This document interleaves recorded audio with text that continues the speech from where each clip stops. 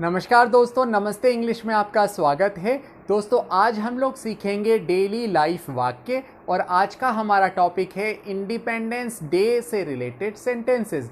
दोस्तों independence day का meaning होगा स्वतंत्रता दिवस और इससे रिलेटेड हम लोग कई सारे सेंटेंस हैं जो आम तौर पर बोलते हैं। जैसे अगर आपको कहना हो राष्ट्रपति स्वतंत्रता दिवस के दिन लाल किले से झंडा फहराते हैं, तो इसकी इंग्लिश क्या होगी?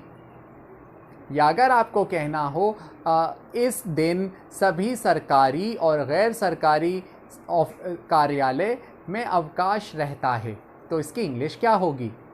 या अगर आपको कहना हो सभी स्कूल और कॉलेजेस में तिरंगा झंडा फहराया जाता है, तो इसकी इंग्लिश क्या होगी? या अगर आपको कहना हो इस दिन या स्वतंत्रता दिवस के दिन हम सभी शहीदों के बलिदान को याद करते हैं। दोस्तों ऐसे सेंटेंस हम लोग आज आपके लिए लेकर आए हैं। तो चलते हैं आज के लेसन की ओर और सीखते हैं यही सारे सेंटेंसेस। जैसे अगर आपको कहना हो 15 अगस्त के दिन राष्ट्रपति झंडा फहराते हैं लाल किले से, तो इंग्लिश होगी 15 अगस्त के दिन। तो या आप कहोगे राष्ट्रपति झंडा फहराते हैं, तो राष्ट्रपति को हम कहते हैं प्रेसिडेंट। प्रेसिडेंट झंडा फहराते हैं तो इंग्लिश होगी president hoist, HOIST। Hoist the flag का मतलब होता है झंडा फहराना। So president hoist the flag on 15th August, या he hoist the flag at red Fort. वो कहाँ झंडा फहराते हैं? रेड फोर्ट यानी लाल किले पर झंडा फहराते हैं। So president hoist the flag at red Fort on 15th August. कब झंडा फहराते हैं? 15 अगस्त के दिन।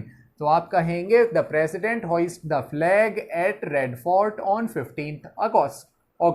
ओके, चलिए दूसरा, अगर आपने कहा इस दिन सभी सरकारी और गैर सरकारी कार्यालयों में अवकाश रहता है, तो ऐसे में आप कहोगे सभी को हम कहते हैं ऑल, सरकारी को हम कहते हैं गवर्नमेंट।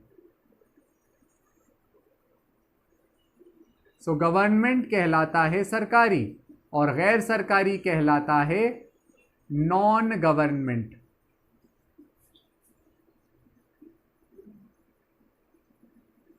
सो सब all government and non government कार्यालयों को हम कहते हैं ऑफिसेज हैव हॉलीडे। हॉलीडे का मतलब होता है अवकाश। तो अगर आपने कहा सभी सरकारी और गैर सरकारी ऑफिसेज में अवकाश रहता है, तो हम कहेंगे all government and non government offices have holiday.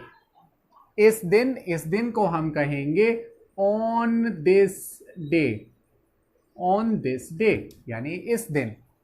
Okay, चलिए नेक्स्ट, अगर आपको कहना है स्कूल कॉलेजों में भी तिरंगा झंडा फहराया जाता है, तो ऐसे में हम कहेंगे तिरंगा झंडे को हम कहेंगे tricolour flag is hoisted. ये एक पैसिव सेंटेंस है, झंडा फहराया जाता है। So tricolour flag is hoisted in, कहां फहराया जाता है? In school and colleges. School और कॉलेजेस में फहराया जाता है। So tricolour flag is hoisted in schools and in colleges. Okay, so इस तरह से ये सेंटेंस बनेगा। अगर आपने कहा स्वतंत्रता दिवस पर हम सभी शहीदों के बलिदान को याद करते हैं, तो ऐसे में हम कहेंगे हम सभी को इंग्लिश में बोलेंगे वी ऑल। शहीदों के बलिदान को याद करते हैं, तो याद करने को हम कहेंगे रिमेंबर।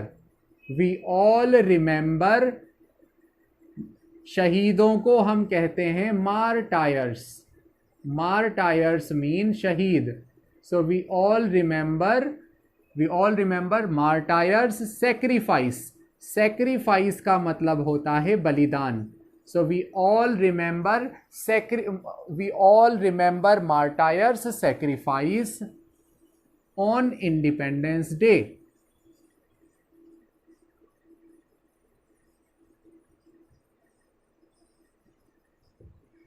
यानी वी ऑल यानी हम सभी। रिमेंबर मीन्स याद करना। सो हम याद करते हैं, वी ऑल रिमेंबर। क्या याद करते हैं? शहीदों के बलिदान को। सो हम कहेंगे we all remember martyrs sacrifice on Independence Day. So दोस्तों इस तरह से इन सेंटेंसेस को बोला जाता है। आई होप आपको ये अच्छा लगा हो, आई होप आपने कुछ सीखा हो। अगर आपको ये वीडियो अच्छा लगा है इसे प्लीज लाइक कर दीजिएगा। मिलते हैं नेक्स्ट लेसन में। Till then take care.